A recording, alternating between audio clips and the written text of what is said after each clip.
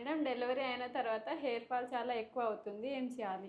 ఇది చాలా common problem. చాలామంది డెలివరీ అయ్యాక 3-4 మంత్స్ తర్వాత హెయిర్ ఫాల్ ఎక్కువ అవుతుంది, హెడ్ బాత్ చేసినప్పుడు డ్రెయిన్ బ్లాక్ అవుతుంది అని కంప్లైంట్ చేస్తారు. ఇది నార్మల్. మనకి ప్రెగ్నెన్సీలో ఈస్ట్రోజన్ అనే హార్మోన్ ఎక్కువగా ఉంటుంది. హెయిర్ గ్రోత్ ఎక్కువగా ఉంటుంది, స్ట్రాంగ్గా ఉంటుంది. ఇది హెయిర్ గ్రోత్ ఫేస్లో ఉన్నట్టు. డెలివరీ అయినాక ఈస్ట్రోజన్ అనే హార్మోన్ తగ్గిపోతుంది. సో హెయిర్ ఫాల్ ఎక్కువ ఉంటుంది. దీన్ని టీలోజన్ ఎఫ్లియన్ అంటాము. ఇది ప్రివెంట్ చేయలేము. కానీ హెయిర్ మళ్ళీ రీగ్రోత్ అవ్వడానికి కొన్ని మెజర్స్ ఉన్నాయి. Like food rich in protein, iron, omega 3 fatty acids, folate ఇలాంటివి తీసుకోవాలి. అండ్ హెడ్ బాత్ చేసినప్పుడు హార్ష్ షాంపూస్ యూజ్ చేయకూడదు. హెయిర్ మసాజ్ చేసుకోవచ్చు ఆయిల్తోని.